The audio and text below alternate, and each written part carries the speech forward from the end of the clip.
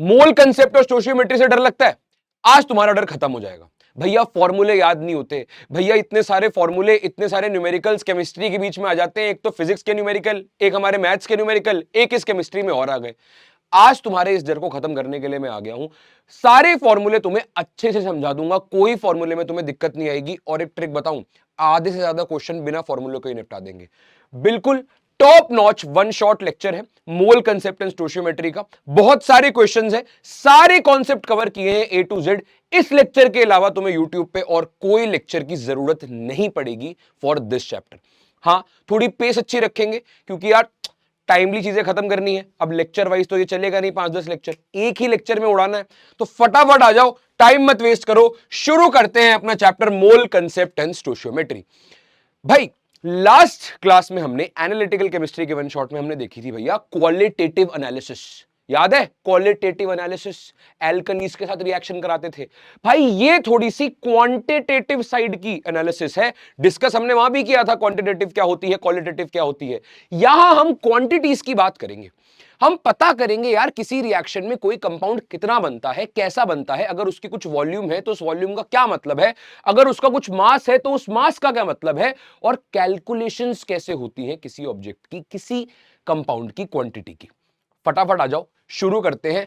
2-4 topic हमें इसमें पढ़ने हैं। क्या क्या भाई? 2 तो लॉ है, एक तो गे-लुसैक्स लॉ, सेकंड इज अपना एवोगैड्रोस लॉ, और उसके बाद हमें थोड़ी बहुत चीजें पढ़नी है, मोल कंसेप्ट, एटॉमिसिटी और वेपर प्रेशर, थोड़ी सी परसेंटेज, थोड़ा सा एम्पेरिकल फॉर्मूला, वो हल्का हल्का मामला है, कोई दिक्कत नहीं आएगी। पूरे के पूरे टॉपिक्स न्यूमेरिकल से कराऊंगा, टॉपिक करेंगे न्यूमेरिकल करेंगे, टॉपिक करेंगे न्यूमेरिकल करेंगे, 1-1.5 घंटे में पूरे चैप्टर को निपटा देंगे। शुरू करते हैं भाई अपना गे-लुसैक्स लॉ से। क्या है भैया ये गे-लुसैक लॉ? When gases combine और produce during a chemical reaction, भाई जब गैसेस कंबाइन होती हैं, जब गैसेस मिलती हैं और प्रोड्यूस होती हैं इन अ केमिकल रिएक्शन, ठीक है, they do so in a simple whole number ratio. भाई उनका जो होल नंबर रेशियो होता है ना, जिस रेशियो में वो गैसेस कंबाइन होती हैं और जिस रेशियो में नई गैसेस प्रोड्यूस होती हैं, उनका रेशियो हमेशा एक फिक्स्ड होल नंबर रेशियो होता है। भैया होल नंबर क्या होते हैं? अरे डेसिमल वाले नंबर हटा दो, नॉर्मल नंबर्स 0 से 100 तक के 0 1 2 3 4 5 6 7 8 9 10 ये होते हैं अपने होल नंबर्स। तो इन होल नंबर रेशियोज में ही गैसेस कंबाइन होती हैं और गैसेस प्रोड्यूस होती हैं, और ये होल नंबर रेशियोज हमेशा फिक्स रहते हैं।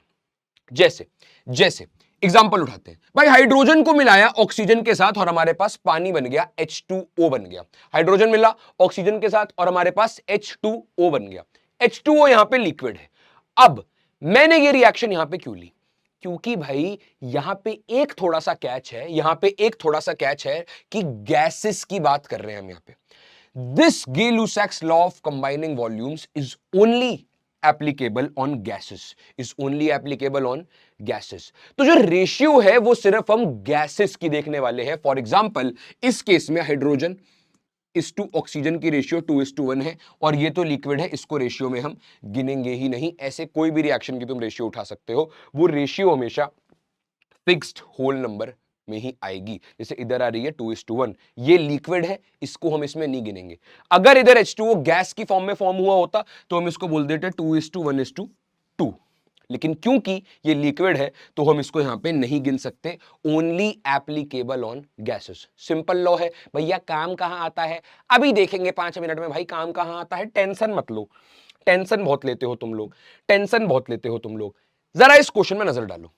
Nitrogen reacts with hydrogen to give ammonia. Nitrogen क्या होता है भैया? N2 रिएक्ट कर रहा है हाइड्रोजन के साथ। हाइड्रोजन क्या होता है भैया? H2। अरे भाई क्या हो रहा है? हाइड्रोजन क्या होता है भैया? H2 कर दिया।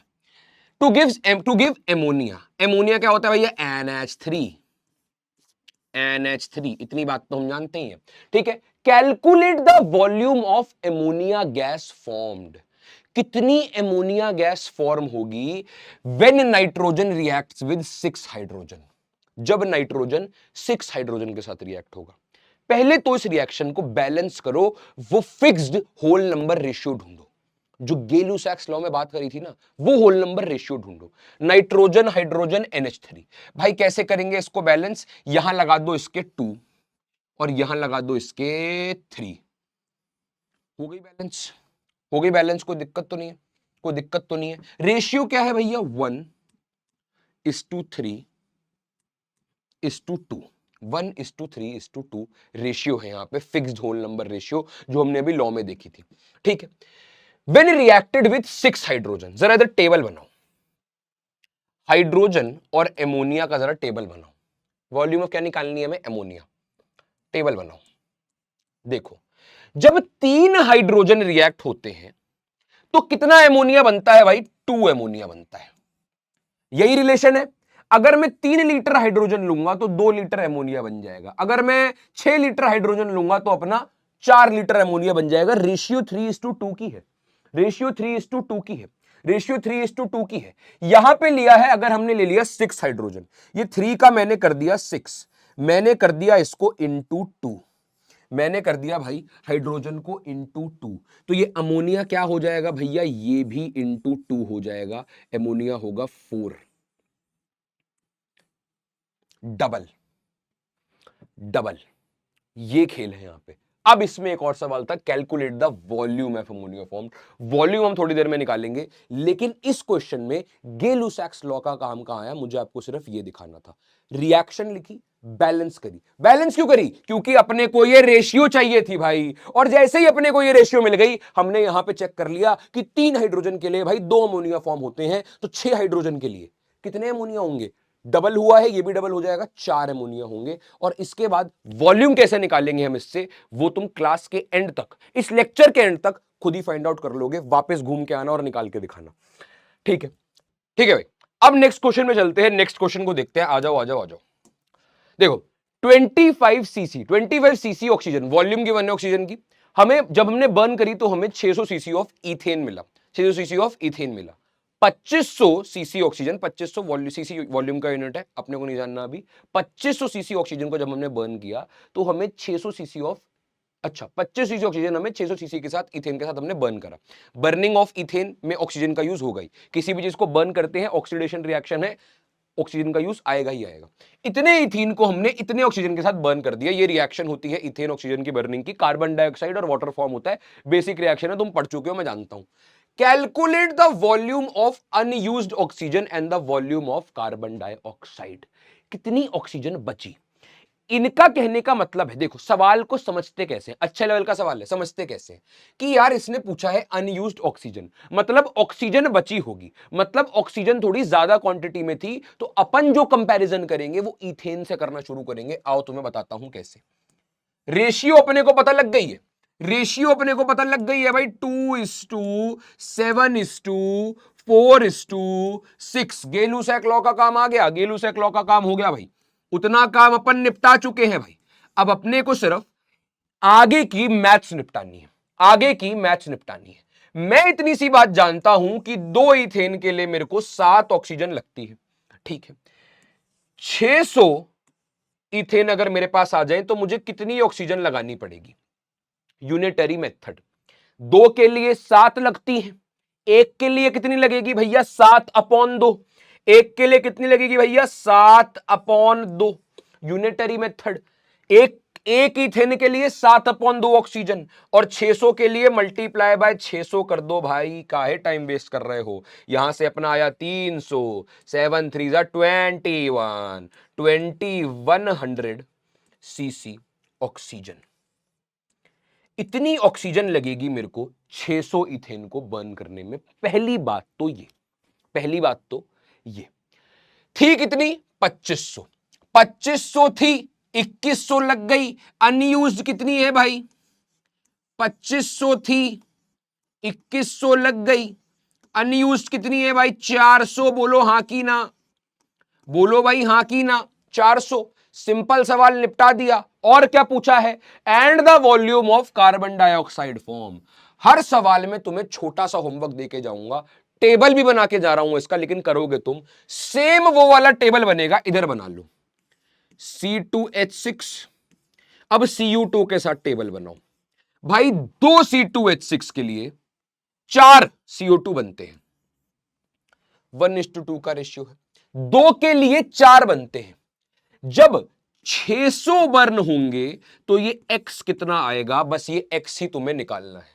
ये x ही तुम्हें निकालना है, यही है volume of carbon dioxide form.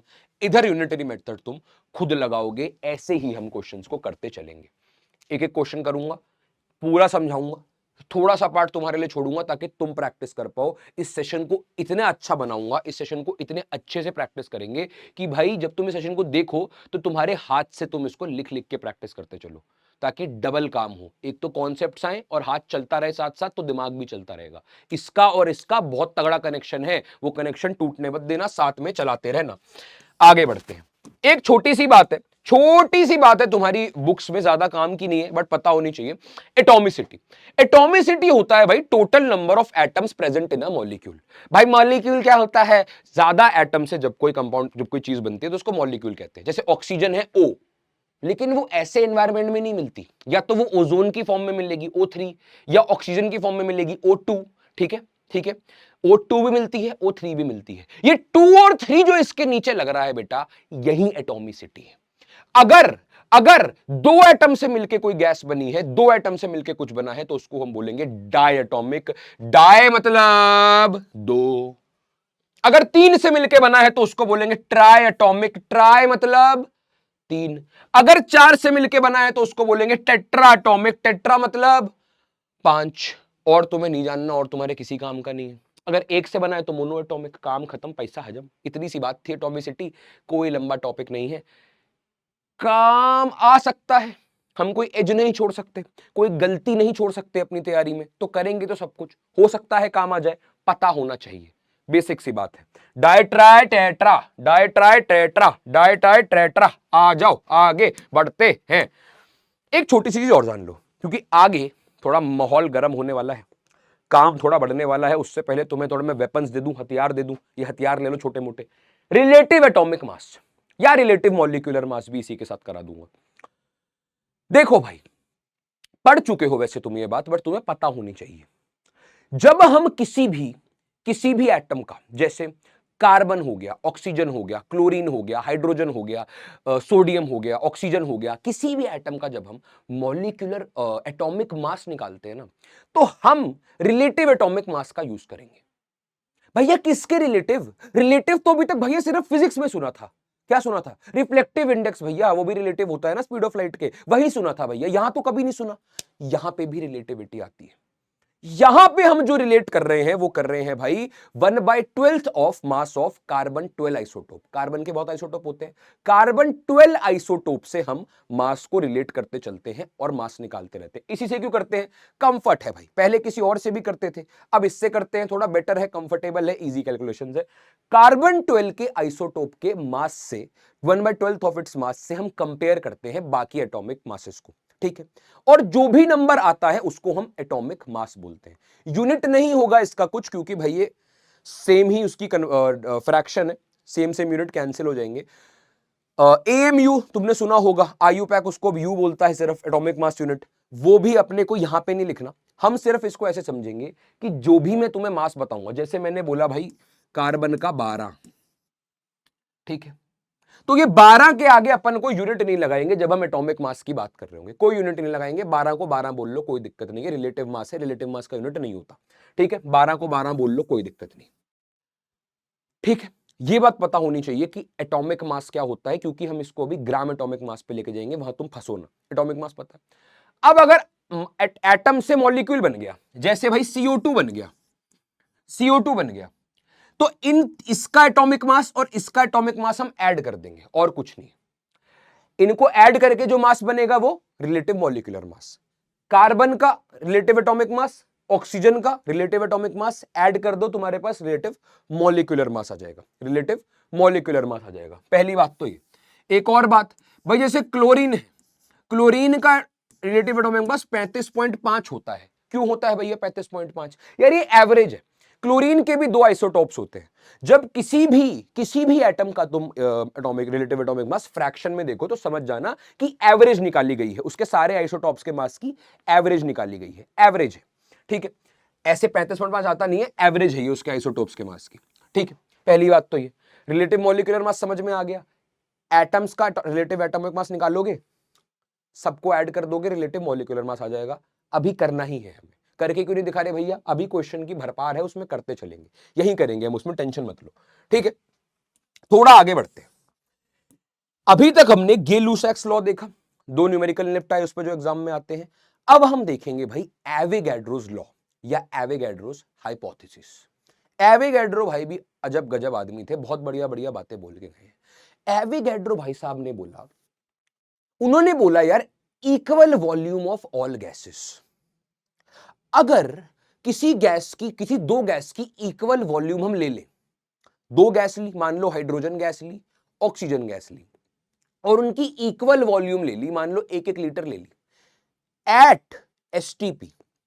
STP क्या है? Standard temperature and pressure. Standard temperature and pressure ये एक स्टैंडर्ड इन्वायरमेंटल कंडीशन है कि हम इसी टेम्परेचर पे और इसी प्रेशर पे चीजों को मेजर करते चलेंगे। स्टैंडर्ड टेम्परेचर, स्टैंडर्ड प्रेशर पे हम चीजों को मेजर करते चलेंगे। दिस इज एसटीपी, ताकि भाई कंफ्यूजन ना हो, क्योंकि यार टेम्परेचर और प्रेशर चेंज हुआ तो गैसेस की डेंसिटी चेंज होगी, बहुत चीजें चेंज होने लग जाएंगी, वॉल्यूम, गैसेस इधर उधर भागने लगेंगी। गैसेस में बहुत चेंजेस आते हैं टेम्परेचर और प्रेशर चेंज होने से, है ना। तो हम एक स्टैंडर्ड टेम्परेचर और प्रेशर जो सेट कर रखा है सबने, उस पे काम करते हैं, जिसको हम बोलते हैं एसटीपी।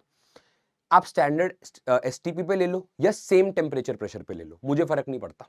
या तो एसटीपी पे लो जो सबने मान रखा है, या अपना खुद एनवायरनमेंट बनाओ, लेकिन सेम टेम्परेचर और प्रेशर होना चाहिए, ठीक है। तो अगर हम इक्वल वॉल्यूम ऑफ गैसेस लेंगे at STP, standard temperature and pressure, तो भाई एवोगैड्रो भाई साहब कहते हैं कि उसमें इक्वल नंबर ऑफ मॉलिक्यूल्स होंगे। क्या बात कर रहे हो भैया, क्या बात कर रहे हो भैया? अगर मैं इक्वल टेम्परेचर पे और इक्वल प्रेशर पे 4 गुब्बारों में 4 गैसेस भर दूं, तो उनके इक्वल नंबर ऑफ मॉलिक्यूल्स होंगे, इक्वल नंबर ऑफ मॉलिक्यूल्स होंगे। जैसे जैसे जैसे भाई, जैसे हाइड्रोजन ली मैंने, हाइड्रोजन गैस और ऑक्सीजन गैस ली, दोनों 1-1 लीटर ली है भाई, दोनों 1-1 लीटर ली है। अगर मैंने दोनों की 1-1 लीटर क्वांटिटी ली, सेम टेम्परेचर पे ली, भाई सेम प्रेशर पे ले ली, तो सेम मॉलिक्यूल्स होंगे उनके, दोनों के same he number of molecules होंगे। ले लो भाई, अब दोनों की 2-2 लीटर लेके देख लो, दोनों की 2-2 लीटर भी ले ली, अब भी मॉलिक्यूल्स डबल हो गए, लेकिन दोनों के डबल हो गए, दोनों के डबल हो गए, सेम मॉलिक्यूल्स रहेंगे। अगर 1000 है तो 1000 ही रहेंगे, अगर 2000 है तो 2000 ही रहेंगे, फर्क नहीं पड़ता कौन सी गैस है। अगर टेम्परेचर सेम है, प्रेशर सेम है और वॉल्यूम सेम है, तो सेम नंबर ऑफ मॉलिक्यूल्स भी होंगे।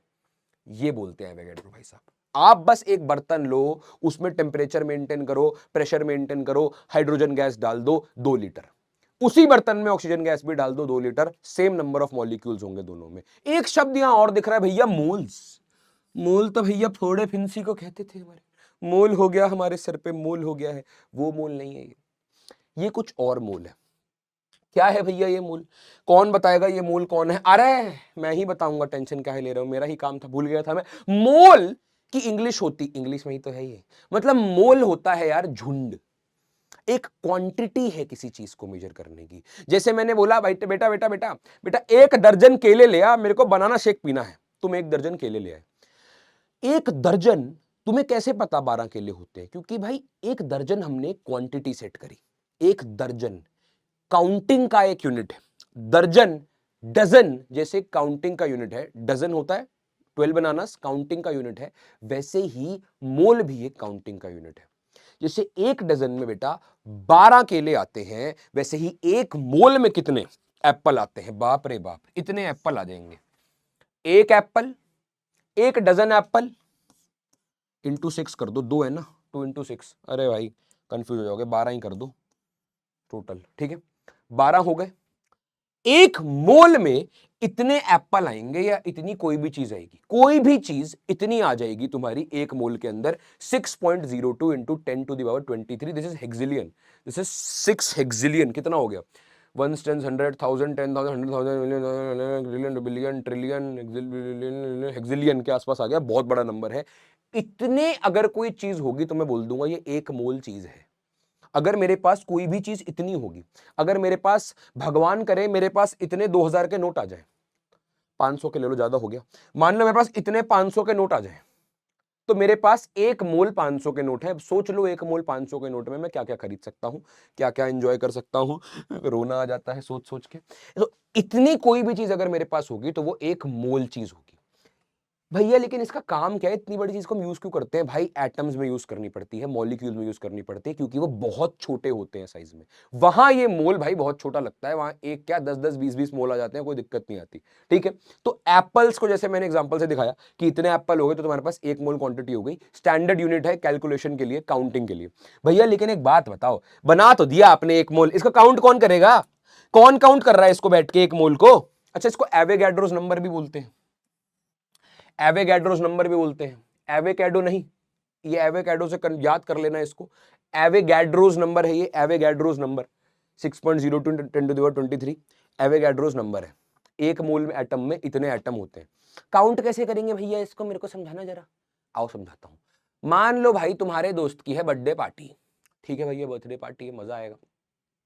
तुमने बोला यार भैया मेरे दोस्त की बर्थडे पार्टी है, मुझे 1000 गुब्बारे चाहिए, 1000 गुब्बारे लगाऊंगा मैं उसकी बर्थडे पार्टी पे, मेरा बेस्ट फ्रेंड है वो। भैया ने बोला ठीक है भाई 1000 गुब्बारे लगा लो 1000 गुब्बारे। भाई कौन गिनने बैठेगा 1000 गुब्बारों को? किसके पास इतना टाइम है?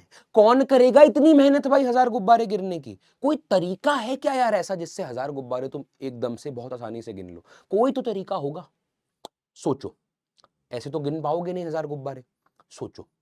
मैंने तुम्हें बता दिया कि यार एक गुब्बारा मेरे भाई 10 ग्राम का है, एक गुब्बारा 10 ग्राम का है।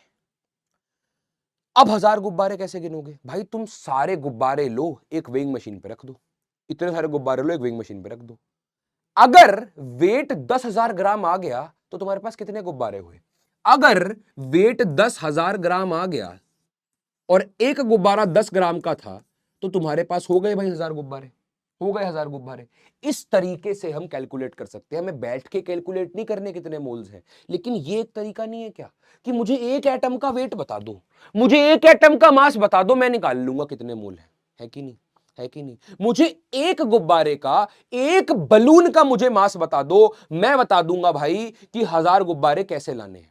मैं उनको रखूंगा एक वेइंग मशीन पे और देखूंगा वेट, भैया ये तो 11,000 हो रहा है, 11,000 ग्राम हो रहा है, जरा थोड़े बहुत हटाओ, हाँ 10,000 ग्राम हो गया। अगर 10,000 ग्राम है और एक गुब्बारा 10 ग्राम का है तो मतलब यहां पे 1000 गुब्बारे पड़े हुए हैं, मेरा काम हो गया है कि नहीं? ये एक तरीका है, ये एक तरीका है। और केक खा के जाना भाई, ठीक है। अब मोल्स में इसको देखते हैं भाई। एक मोल ऑफ कार्बन में 6.02 10⁻23 एटम्स ऑफ कार्बन होते हैं।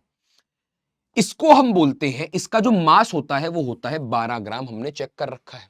इसका मास होता है 12 ग्राम, हमने चेक कर रखा है। भैया सबके मोल्स का हमें मास याद करना पड़ेगा क्या? इतना मुश्किल हो जाएगा? नहीं भाई, एक नीचे लिखा है मैंने नियम, यू हटा के जी लगा दो। जहां पे भी एटॉमिक मास यूनिट लिखा है या कोई यूनिट नहीं लिखा उसकी जगह बस जी लगा दो, तुम्हारे पास ग्राम एटॉमिक मास आ जाएगा, तुम्हारे पास एक मोल का मास आ जाएगा। जैसे ऑक्सीजन का एटॉमिक मास होता है 16 यू या 16, उसकी जगह ग्राम लगा दो 16 ग्राम। जैसे ही तुमने ग्राम लगाया तुम्हारे पास एक मोल ऑक्सीजन का मास आ गया। बस इतना ही तुम्हें काम करना है। आओ थोड़े से प्रैक्टिस करके देखते हैं। जैसे भाई ये यू हटाना, यू हटा दो कोई दिक्कत नहीं है। एक एटम कार्बन का मास 12 होता है, रिलेटिव एटॉमिक मास मान लेते हैं इसको, रिलेटिव एटॉमिक मास है, ये यूनिट नहीं होता। एक मोल कार्बन का कितना होगा? 12 ग्राम। अब क्योंकि ये एटम की बात कर रहे हैं तो इसको हम बोलेंगे ग्राम एटॉमिक मास। कुछ नहीं है, एटॉमिक मास के आगे ग्राम लिखा है ना नाम में, ग्राम एटॉमिक मास, तुम बस पीछे ग्राम लगा देना।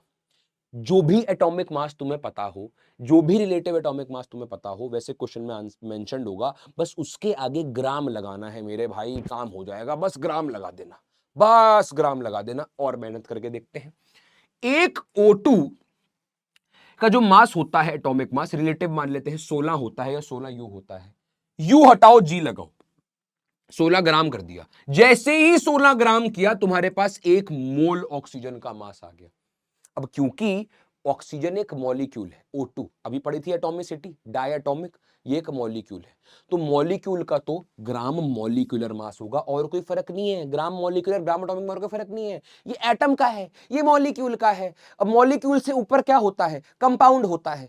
फॉर्मूला यूनिट होता है। तो ये हो गया पूरा फॉर्मूला यूनिट, CH4 पूरा फॉर्मूला यूनिट हो गया, पूरा कंपाउंड हो गया। अब उसका फॉर्मूला क्या है भैया, CH4 में कितना होता है देख लो कैसे निकालेंगे। CH4 कार्बन 12 और हाइड्रोजन 4 है, एक का एक होता है, इंटू 4 कर दो। हाइड्रोजन का रिलेटिव एटॉमिक मास 1 होता है, इंटू 4 कर दो, कितना हो गया 12 + 4 16। तो 16 है इसका फॉर्मूला यूनिट मास। इसके आगे ग्राम लगा दो, तुम्हारे पास ग्राम फॉर्मूला यूनिट मास आ जाएगा, और ये इसके 1 मोल का मास होगा। तो अब तुम्हें बात समझ आ रही होगी, कुछ भी नहीं करना है, मोलर मास भी कहते हैं इसको, कुछ भी नहीं करना है, सिर्फ रिलेटिव एटॉमिक मास के आगे ग्राम लगा देना है, उतना ही 1 मोल का मास होगा। ये एक CH4 के यूनिट का मास है, ग्राम लगाते ही ये उसके 1 मोल का मास हो गया। और अच्छी भाषा में, mass of 6.02 into 10⁻23 atoms, that is a mole और मॉलिक्यूल, इसी को मोलर मास कहते हैं। ये एटम है तो ग्राम एटॉमिक मास, मॉलिक्यूल है तो gram molecular mass, formula unit है तो ग्राम फॉर्मूला यूनिट मास, और इसमें कुछ भी नहीं है, हलवा है, और इसमें कुछ भी नहीं है, हलवा है, कर लोगे तुम आराम से। ठीक है, चलो भाई, अब इसी पे बेस्ड एक थोड़ा सा कोई क्वेश्चन करके देखते हैं, न्यूमेरिकल प्रैक्टिस करके देखते हैं, कॉन्फिडेंस बढ़ेगा। आ जाओ।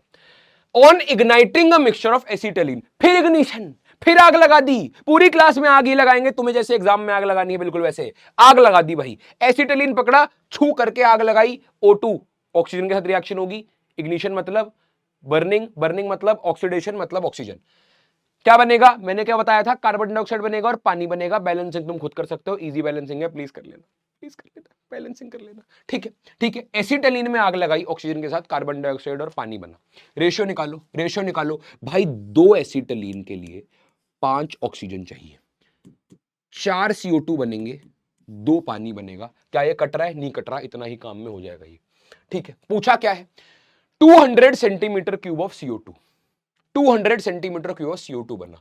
आओ भाई आ जाओ, आ जाओ, टेबल बनाना शुरू करो, रुकना नहीं है। निकालना क्या है, एसिटिलीन निकालना है। लो भाई, C2H2 निकालना है, काम खत्म, काम खत्म हो गया, यहां तक पहुंच गए तो सवाल डन। कार्बन डाइऑक्साइड, पहले रेशियो लिख लेते हैं ना, कैसे, 2 4 4 कार्बन डाइऑक्साइड के लिए 2 एसिटिलीन बनते हैं, मतलब 2 एसिटिलीन बर्न होंगे तो 4 कार्बन डाइऑक्साइड बनेगी, कोई दिक्कत नहीं है, कोई दिक्कत नहीं है। तो 1 कार्बन डाइऑक्साइड के लिए कितने C2H2 बनेंगे भैया, 2/4। अगर 1 है तो कितने बनेंगे, 2/4, इसमें तो कोई दिक्कत नहीं है। 4 कार्बन डाइऑक्साइड बनते हैं 2 C2H2 से, तो 1 कार्बन डाइऑक्साइड कितने से बनेगा, 2/4 C2H2 से, अपना नॉर्मल, नॉर्मल अपना यूनिटरी मेथड, एक बनेगा 2/4 C2H2 से, 200 बने हैं, 200 सेंटीमीटर क्यूब बना है, तो 200 से इसको मल्टीप्लाई कर दो,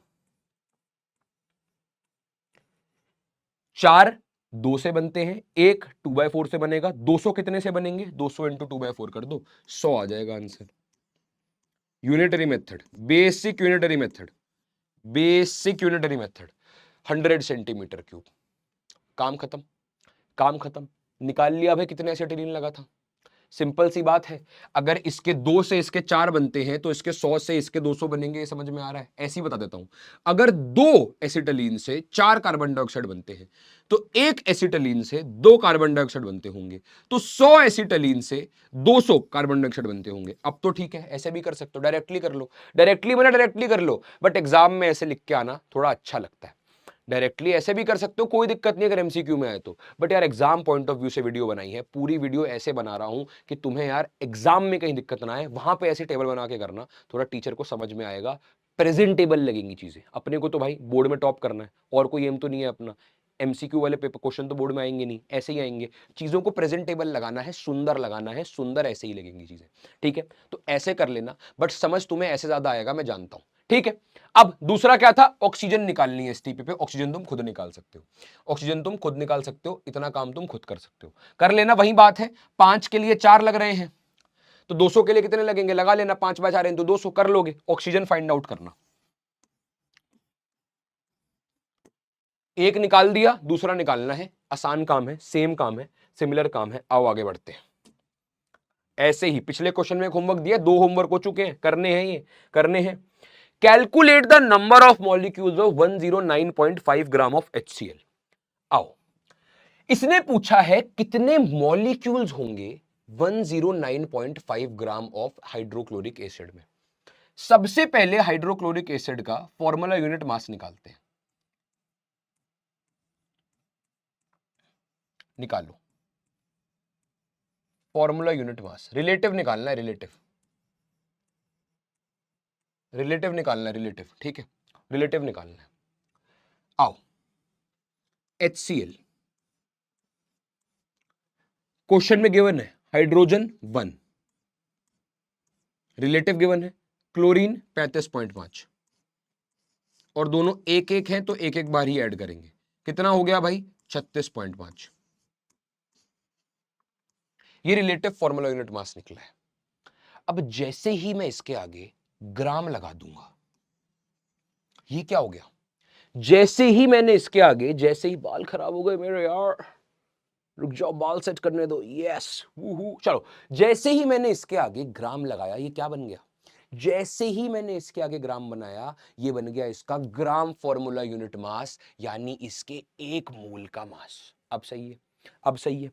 35.5 तो था, 35.5 तो था इसका नॉर्मल फॉर्मूला यूनिट मास। 36.5, 36.5। जैसे ही मैं 36.5 के आगे ग्राम्स लगा दूंगा, तो ये मेरे पास आ गया है भाई इसका ग्राम फॉर्मूला यूनिट मास, इसके एक मोल का मास। Mass of 1 mole HCl। बोलो हां की ना, बोलो हां की ना। ठीक है भैया, क्वेश्चन क्या है? 109.5 ग्राम्स में कितने मॉलिक्यूल होंगे? मॉलिक्यूल तुम मोल से ही निकाल पाओगे, ये बात ध्यान रखना। मॉलिक्यूल तक पहुंचने के लिए तुम्हें मोल चाहिए। मॉलिक्यूल के ताले की चाबी मोल है, पहले तुम्हें मोल चाहिए होगा, तो पहले मोल निकाल लेते हैं। मोल निकाल लेते हैं। इतना है एक मोल का, इतने हमारे पास ग्राम है, तो हाउ मेनी मोल्स? सिंपल सवाल बोल रहा हूं, एक मोल का मास इतना है, इतने हमारे पास ग्राम है, तो कितने मोल हो गए भाई? 109.5 अपॉन 36.5। कैलकुलेशन खुद करोगे, इतने हमारे पास मोल हो गए। अब इतने हमारे पास मोल है, कितना हो गया? कैलकुलेटर से कर लूं इसको, कितना होगा? मेरे ख्याल से 4 होगा, कर लेते हैं इसको, गलती नहीं होनी चाहिए ना। 3, 3 है, तो हमारे पास नंबर ऑफ मोल्स आ गए 3। और एक मोल में कितना होता है? एक मोल में होते हैं 6.02 इंटू 10⁻23 एटम्स या 23 मॉलिक्यूल्स। तो 3 मोल में कितने होंगे? इंटू 3 कर दो, इंटू 3 कर दो, तो इतने मॉलिक्यूल्स हमारे पास आ जाएंगे HCl के इतने ग्राम में। ठीक है, एक मोल का वजन निकाला, एक मोल HCl का वेट निकाला फॉर्मूला यूनिट मास के आगे ग्राम लगा के। उसके बाद जितने ग्राम थे उसको डिवाइड कर दिया हमने एक मोल के मास से, उतने हमारे पास मोल आ गए। एक मोल में हमें पता है 6.02 23 एटम्स होते हैं, 23 मॉलिक्यूल्स होते हैं, उसको जितने मोल आए उससे मल्टीप्लाई कर दिया, उतने होंगे। भाई एक डजन में 12 बनाना है, मेरे पास 2 डजन है, कितने हो गए? कितने हो गए? 24 बनाना हो गए। Simple maths. चलो चलो, ये क्वेश्चन होमवर्क है, होमवर्क करना है। चैट में आंसर चाहिए, चैट में आंसर चाहिए, चैट में आंसर चाहिए। हल्का हल्का सवाल है, लिखे बिना यहां से चले मत जाना, चैट में आंसर चाहिए मुझे इसका। ठीक है, नीचे मैं सबके आंसर चेक करूंगा, चैट में आंसर चाहिए। ठीक है, ठीक है, थोड़ी सी और बातें जान लो, थोड़ी सी और बातें जान लो, बेसिक बेसिक बातें जान लो, थोड़ी सी बेसिक बेसिक बातें जान लो, थोड़ी सी। क्या बात है भैया? गलती हो गई किसी से? क्या बात है भैया?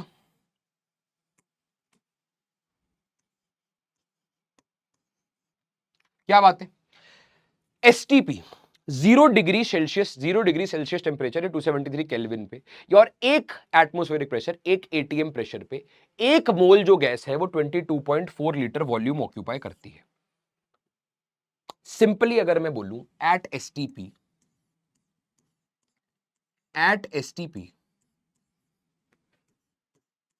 1 mole gas occupy 22.4 litre volume. बस इतनी सी बात है, इसको पकड़ के चलना, बस इतनी सी बात है, इतनी सी बात है। 1 मोल जो गैस है वो स्टैंडर्ड टेम्परेचर प्रेशर पे इतनी लीटर वॉल्यूम लेगी, बात खत्म। इतना लीटर वॉल्यूम उसको लेना ही लेना है, बात खत्म। कब लेगी? एसटीपी पे। अगर एसटीपी नहीं है तो ये लगा मत देना, एसटीपी पे होगा ये पूरा खेल। आओ क्वेश्चन करते हैं।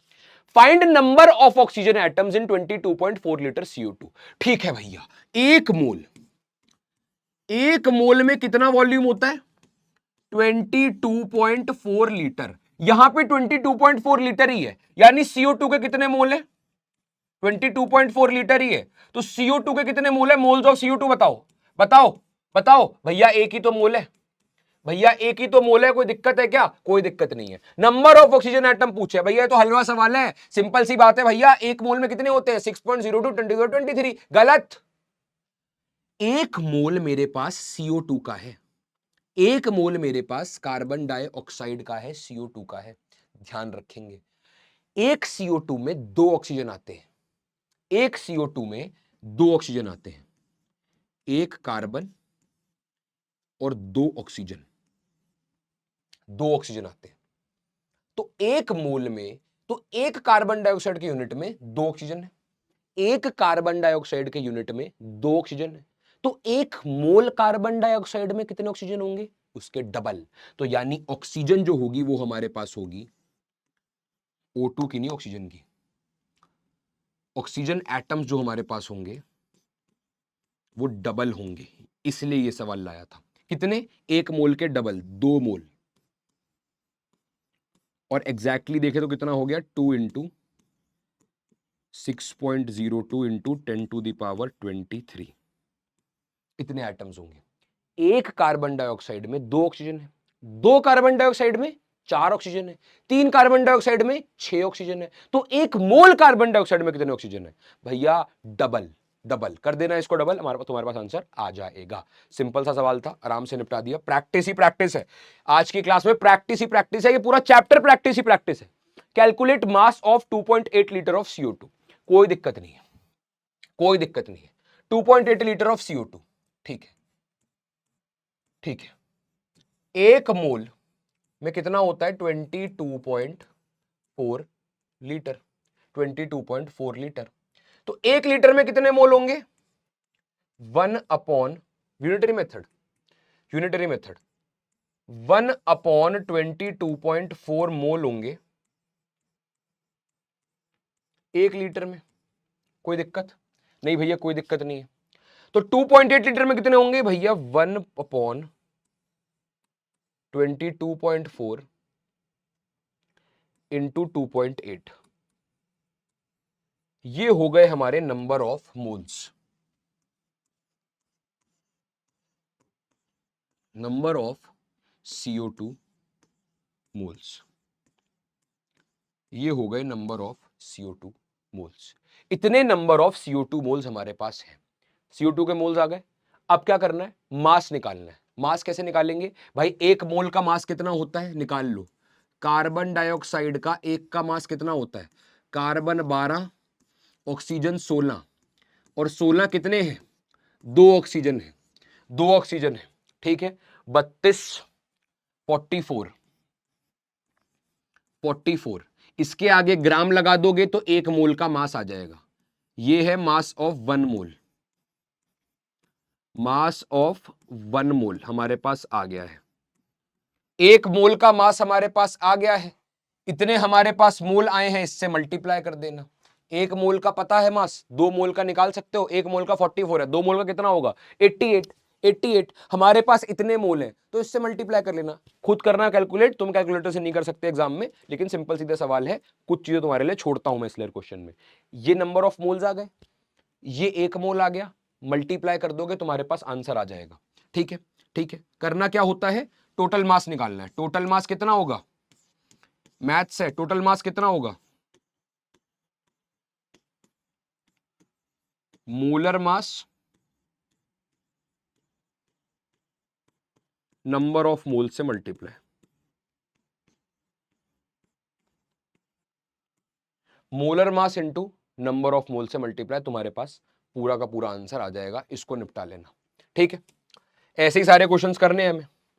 ऐसे सारे क्वेश्चंस करने हैं हमें। नेक्स्ट कूदते हैं एम्पेरिकल फॉर्मूला में। अब एम्पेरिकल फॉर्मूला क्या होता है? कुछ नहीं होता। एम्पेरिकल फॉर्मूला का मतलब है simplest whole number ratio, simplest whole number ratio of a atoms in a compound. जैसे C10H10, C10H22। भाई 10 और 22 की रेशियो है इधर, इसको 5:11 कर सकता हूं, 10:22 5:11, तो इसका एम्पेरिकल फॉर्मूला हो जाएगा C5H11 बेसिक।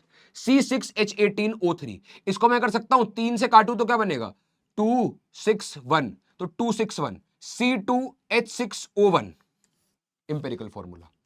N2O4 NO2 2:4 है, 1:2 हो गया। CO2 तो शॉर्टेस्ट रेशियो में ही है, तो CO2 का CO2 ही रहेगा। इधर रेशियो क्या थी देख लो, 2:4 थी, इसको काट के मैं 1:2 कर सकता हूं, कर सकते हो भैया, वही इसका एम्पेरिकल फॉर्मूला है। कोई भी कंपाउंड गिवन हो, कोई भी फॉर्मूला यूनिट गिवन हो, तुम्हें कुछ नहीं करना, तुम्हें सिर्फ जाके उसको सिंपलेस्ट होल नंबर रेशियोज में करना है, और वो सिंपलेस्ट होल नंबर रेशियो के बाद जो फॉर्मूला बनेगा वही एम्पेरिकल फॉर्मूला है। अब इसका एक बहुत बढ़िया चीज तुम याद कर लो। क्या याद करोगे? Molecular formula is equal to N into empirical formula. जैसे CO2 है यार CO2, अगर मैं इसको C2O4 कर दूं, एक तो CO2 है, अगर मैं बोलूं जैसे NO2 लो, जैसे NO2 लो और N2O4 लो, NO2 और यहां पे ले लिया मैंने N2O4, तुम मुझे खुद बताओ, अगर NO2 का मास कुछ x आ रहा है तो इसका मास उसका डबल नहीं होगा, 2x नहीं होगा, क्योंकि N भी डबल है, O भी डबल है, ये 2 टाइम्स है, ये 2 टाइम्स है, 2:4 था, 2 टाइम्स है। तो जो N वैल्यू आती है उससे हमें मल्टीप्लाई करना है एम्पेरिकल फॉर्मूला को, तो हमारा मॉलिक्यूलर फॉर्मूला बनता है। पहली बात तो ये, जैसे इधर N की वैल्यू 2 है, इधर N की वैल्यू 2 है, अगर मैं NO2 को 2 से मल्टीप्लाई कर दूंगा तो क्या बनेगा N2O4, वही मेरा एम्पेरिकल फॉर्मूला आ गया। इधर क्या है? इधर 3 है, अगर मैं 3 से मल्टीप्लाई कर दूं, 3 2 6, 6 से 18 O3, मॉलिक्यूलर फॉर्मूला बन गया। तो अगर हमें N की वैल्यू कोई बता दे और एम्पेरिकल फॉर्मूला कोई बता दे तो हम मॉलिक्यूलर फॉर्मूला निकाल सकते हैं। बस हमें एम्पेरिकल फॉर्मूला को मॉलिक्यूलर फॉर्मूला, एम्पेरिकल फॉर्मूला को उस N नंबर से मल्टीप्लाई करना है। यहां पे N क्या है? 2 है, यहां पे N क्या है? 3 है, यहां पे N क्या है? यहां पे भी 2 है, ठीक है। यहां पे N क्या है? यहां पे N1 है, यहां पे N क्या है? 2, यहां पे N क्या है? 2, यहां पे N क्या है? यहां पे N 1 है। तो N से तुम एम्पेरिकल फॉर्मूला को मल्टीप्लाई करो, तुम्हारे पास मॉलिक्यूलर फॉर्मूला आ जाएगा। और सिमिलरली मॉलिक्यूलर मास का भी खेल है, तुम N से एम्पेरिकल फॉर्मूला के मास को मल्टीप्लाई कर दो। जैसे CO, जैसे NO2 का मास निकालो, अगर N की वैल्यू पता है, N से मल्टीप्लाई करो, तुम्हारे पास N2O4 का मास आ जाएगा। जैसे हमने मॉलिक्यूलर फॉर्मूला और एम्पेरिकल फॉर्मूला का देखा, सिमिलर है मॉलिक्यूलर मास और एम्पेरिकल मास का गेम। अगर तुम्हें एम्पेरिकल फॉर्मूला पता है, एम्पेरिकल फॉर्मूला का मास पता है और N पता है, मल्टीप्लाई कर दो, तुम्हारे पास मॉलिक्यूलर मास आ जाएगा। कुछ दिक्कत नहीं है। इसकी डेफिनेशन याद रखना, ऐसे याद रख लेना, और N की वैल्यू कैसे निकालते हैं बस ये पता होना चाहिए। कैसे क्या निकालते हैं? जिस नंबर से काटा है वही नंबर N की वैल्यू है, जिस नंबर से तुमने छोटा करा है रेशियो को वही नंबर N की वैल्यू है। सही है, ये दोनों फॉर्मूले अपने दिमाग में रखना, क्वेश्चन इसके लाएंगे, थोड़ी देर रुको। इसके बाद एक और चीज, परसेंटेज कॉम्पोजिशन। क्या होती है भैया परसेंटेज कॉम्पोजिशन? कुछ भी नहीं होती भाई, कुछ भी नहीं होती, कुछ भी नहीं होती। तुम मुझे अगर बोल रहे हो मेरे पास 2 चीज है, टोटल 10 पेंसिल थी मेरे पास, उसमें से 2 पेंसिल है, तो तुम्हारे पास कितने परसेंट पेंसिल है भैया? चलो मेरे पास 2 पेंसिल थी 10 में से, तो अगर मेरे पास 100 पेंसिल होती तो तुम्हारे पास कितनी पेंसिल होती? 20 पेंसिल। बस यही बात है। कोई भी नंबर दे रखा हो उसको 100 से कंपेयर करना है। जैसे तुम बोलो भाई, अगर तेरे पास 20 चॉकलेट है तो मुझे उसमें से 5 चॉकलेट चाहिए। मैंने बोला ठीक है, तो अगर टोटल चॉकलेट 20 थी, उसमें से 5 चॉकलेट मैंने ले ली, तो अगर 100 चॉकलेट होती तो क्या होता? 100 मतलब इसको इंटू 5 कर देंगे, तो 100 चॉकलेट में से मुझे कितनी चॉकलेट चाहिए? 25 चॉकलेट। बस ये रेशियो रहेगी, 100 में से निकालना है। और अगर इसको थोड़ा अच्छे से समझे, थोड़ा डिटेल में जाएं, तो सिंपल परसेंटेज निकालनी है। परसेंटेज कैसे निकलती है? Mass of element upon mass of compound into 100। जैसे मैंने बोला भाई 12 ग्राम कार्बन बन रहा है, ठीक है, 44 ग्राम कार्बन डाइऑक्साइड से, 44 ग्राम CO2 से 12 ग्राम कार्बन बनता है। और मैंने उनसे पूछा भाई 100 ग्राम में कितना बनेगा, तो तुम कुछ नहीं बोलोगे भाई, पहले तो रेशियो निकालो, 12/44 करो, टोटल में देखो कितना कार्बन बन रहा है, इसको मल्टीप्लाई बाय 100 कर दो, तुम्हारे पास परसेंटेज रेशियो आ जाएगी, तुम्हारे पास परसेंटेज रेशियो आ जाएगी। सेम एलिमेंट का है, mass of 1 mole of element upon mass of 1 mole of compound into 100। Normal element का सिंगल करना है सिंगल करो, एक मोल का करना है एक मोल का करो, आंसर सेम ही आएगा, आंसर सेम ही आएगा। यहां पे बस 6 इंटू 10⁻23 होगा, नीचे भी 6 इंटू 10⁻23 होगा, कट जाएगा, तो आंसर सेम ही आएगा, आंसर में चेंज नहीं आएगा। फील तुम्हें समझ में आनी चाहिए मैं क्या कह रहा हूं, कि भाई 44 में से 12 कार्बन होता है, 44 ग्राम में से 12 ग्राम कार्बन बनता है, ये वही है अपना मोल का ही वेट है, मास है, 44 ग्राम में से 12 ग्राम कार्बन बनता है। सवाल यही है परसेंटेज का कि 100 ग्राम CO2 में कितना कार्बन बनेगा, वही मैं निकाल रहा हूं। 12 में 44 में 12 बनता है, 1 ग्राम कार्बन में कितना बनेगा, 12/44 इंटू 100 कर दो, तो 100 ग्राम कार्बन में कितना बनेगा, percentage ratio, normal percentage maths में भी सीखी होगी, बस वही हमें यहां पे निकालनी है। ऐसे समझ नहीं आएगा, ये समझ तुम्हें क्वेश्चन करके आएगा। तो अब इसको कंटिन्यू करते हैं। कार्बन इन कार्बन डाइऑक्साइड की अपने को परसेंटेज निकालनी है कि भाई कार्बन की परसेंटेज कार्बन डाइऑक्साइड में कितनी होती है, इससे तुम्हारे सारे डाउट क्लियर हो जाएंगे। और एक बार देखते हैं भाई कार्बन का कितना, 12 मोल का ले लो, 12 ग्राम ले लो, कोई दिक्कत नहीं है। कार्बन डाइऑक्साइड CO2 इसका कितना हो गया भाई, 12 प्लस 16 इंटू 2 कितना होता है भाई, ये 44 ग्राम है कि नहीं, 32 और 12 44 ग्राम, इतनी मैथ्स तो हमने भी सीखी है भाई। 44 ग्राम परसेंटेज निकाल दो, कितना कितना कार्बन अपॉन कितना CO2 इंटू कर दो 100, तुम्हारे पास आंसर आ जाएगा। परसेंटेज में इसको निकाल लेना, निकाल दूं एक बार, निकाल दूं इसको एक बार, डायरेक्टली निकाल दूं इसको एक बार, 12 डिवाइडेड बाय 44 इंटू 100, 27.27%, 27 पॉइंट किसकी निकालनी थी, कार्बन की ना, 27%। सही है, सही कर रहा हूं क्या, अलग सा आंसर क्यों आ रहा है, सही सही। अब निकालना है सोडियम इन सोडियम कार्बोनेट, सोडियम कार्बोनेट कितना होता है, Na2CO3, Na2CO3 निकालो भाई। सोडियम कार्बोनेट का मास कितना होता है, Na2, Na2 is 23 into 2, 23 into 2 plus carbon, carbon is 12, oxygen, oxygen कितना है 16 इंटू 3, करना कितना बनेगा यार, ये फटाफट निपटाओ फटाफट निपटाओ, 46 कितना हो गया यार, 16 इंटू 3 48 है अपना, प्लस 12 प्लस 46, गलती नहीं कर सकते हैं तो अपने को इसको बिल्कुल करेक्टली करना है, 106 ग्राम।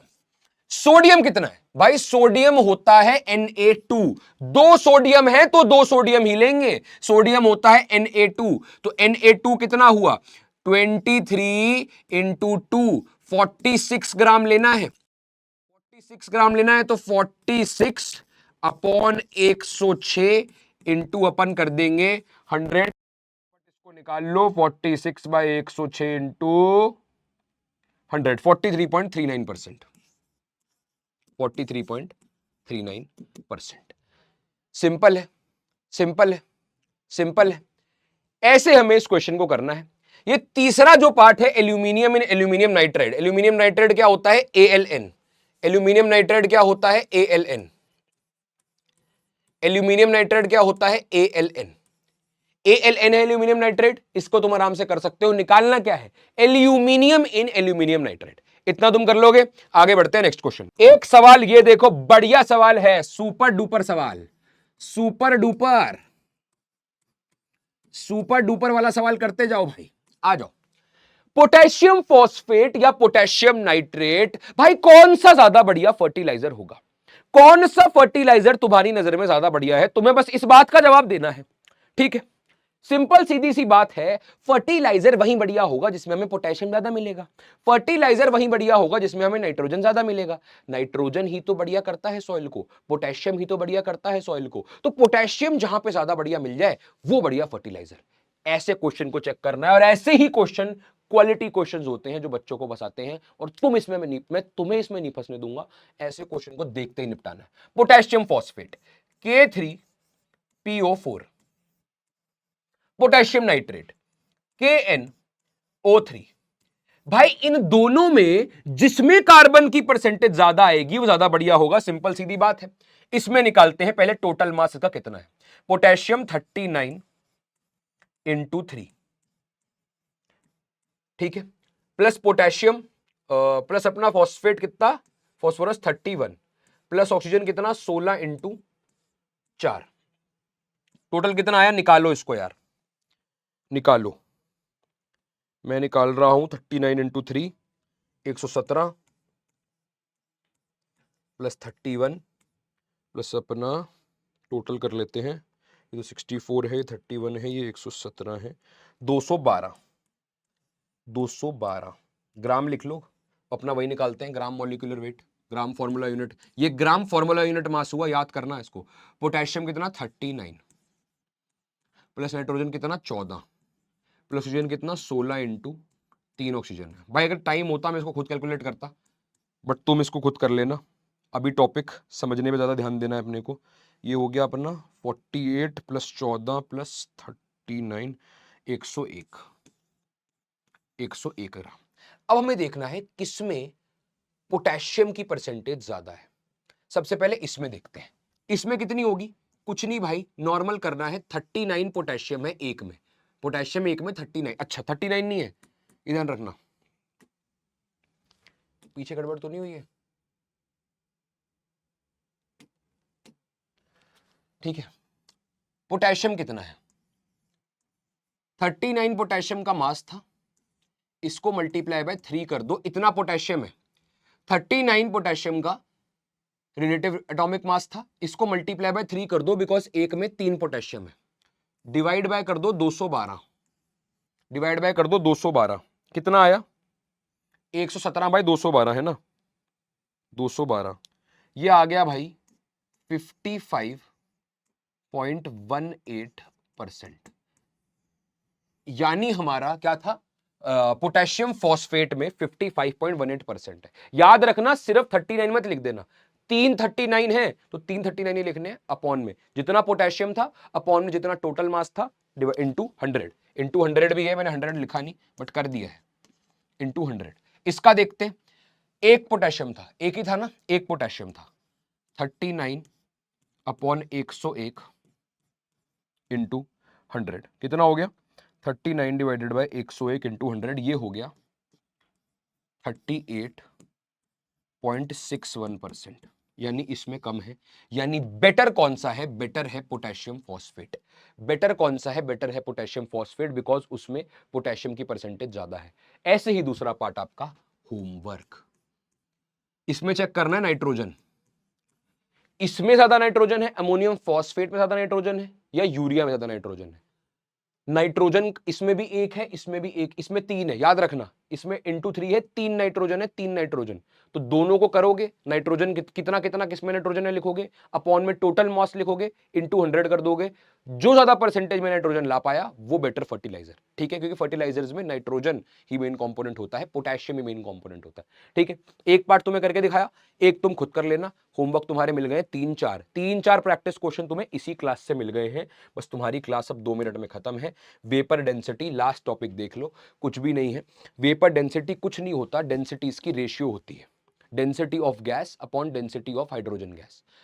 हाइड्रोजन गैस से, हाइड्रोजन गैस के रिलेटिव हम बाकी गैसेस की डेंसिटी निकालते हैं, क्या, हाइड्रोजन गैस के रिलेटिव हम बाकी गैसेस की डेंसिटी निकालते हैं, इसी को हम बोलते हैं वेपर डेंसिटी या रिलेटिव डेंसिटी। अच्छा, अब अगर वॉल्यूम सेम है गैसेस का, अगर टेम्परेचर सेम है, एसटीपी पे है, वॉल्यूम सेम है, तो सेम वॉल्यूम पे बेटा डेंसिटी क्या होता है, मास अपॉन वॉल्यूम, डेंसिटी क्या होता है, मास अपॉन वॉल्यूम। तो density of gas upon density of hydrogen gas, ये तो है relative density, vapour density. Density of gas को लिख दो, molecular mass of gas upon अपना वॉल्यूम, नीचे लिख दो molecular mass of hydrogen gas upon उसका volume, volume volume cancel out हो जाएगा, तुम्हारे पास बचेगा molecular mass of gas upon molecular mass of hydrogen gas. और हाइड्रोजन का क्या होता है भाई, एटॉमिक मास 1, तो H2 का कितना होगा भाई, 1 इंटू 2 2। तो सिंपल सी बात है, फाइनल फॉर्मूला तुम्हारे पास आता है molecular mass of gas upon 2। सो लिख लो इधर, vapour density is equal to molecular mass of any gas upon में 2। Molecular mass of any gas upon में 2। याद रखेंगे इस बात को, ratio of mass of gas to vapour density. और इसको तुम ऐसे भी कर सकते हो, molecular mass of gas is equal to 2 into vapour density, ऐसे भी इसको याद रख लेना। ठीक है, ठीक है। तो भैया इतना ही तुम्हारा चैप्टर था, और इस चैप्टर से तुम्हारा कोई सवाल नहीं बनता, कोई न्यूमेरिकल नहीं बनता, इस बात की मैं तुम्हें गारंटी देता हूं। जितने अच्छे न्यूमेरिकल इस सवाल से, इस चैप्टर से बनते हैं, मैंने तुम्हें करा दिए। एक मेरी बात मान लेना, अगर इतनी मेहनत मैंने तुम्हारे साथ करी है, एक भाई मेरे को ना फिर वन शॉट बनाने की और मोटिवेशन आती है जब मैं चैट में देखता हूं भाई बच्चे होमवर्क का आंसर लिखते हैं ना, इतना अच्छा लगता है भाई, इतना दिल खुश होता है कि भाई मैं क्या बताऊं। तो जितने होमवर्क दिए, 3 होमवर्क दिए, 3 क्वेश्चन अभी तक होमवर्क दे चुका हूं, प्लीज प्लीज प्लीज हाथ जोड़ के विनती कर रहा हूं, वो क्वेश्चंस को चैट में आंसर उनका लिखना, मुझे वो आंसर देखना है, मैं चाहता हूं चेक करना। गलत होगा मैं चैट में ही करेक्ट करूंगा, भाई ये गलत है, इसको यहां पे ठीक करो, ठीक है, क्योंकि मैं समझ जाऊंगा गलती तुम कहां करोगे। कोई डाउट आए तो चैट में लिखना, मैं वो भी नोटिस करूंगा। अगली हम जो वन शॉट करेंगे, अगली कोई वीडियो करेंगे, तो उसमें उन डाउट्स को भी लेंगे। तो ठीक है, तो मेहनत करते रहनी है, मेहनत से नहीं परहेज करना है, किसी भी चीज से नहीं डरना है भाई। कभी भी ये नहीं सोचना कि चालाकी करके कुछ कर लेंगे, शॉर्ट नोट्स बना लेंगे, मेहनत का कोई भी तोड़ नहीं है, इस बात को यार हमेशा याद रखना। जाते जाते इतनी सी बात ही बोल रहा हूं भाई, स्मार्ट वर्क भी वहीं कर पाते हैं जिनको हार्ड वर्क करना आता है। तो हार्ड वर्क करते रहो, एग्जाम पास हो रहे हैं, हम लोग तुम्हारे साथ हैं। ऐसे ही वन शॉट वीडियोस और आते रहेंगे, और केमिस्ट्री के चैप्टर्स के, फिजिक्स के चैप्टर्स के, बायो के चैप्टर्स के। कोई टीचर नहीं रुक रहा भाई, लगातार हम लोग तुम्हारे लिए मेहनत कर रहे हैं, बस तुम मेहनत करते रहो। तब तक के लिए टाटा बाय बाय, अलविदा, लव यू ऑल, जय हिंद।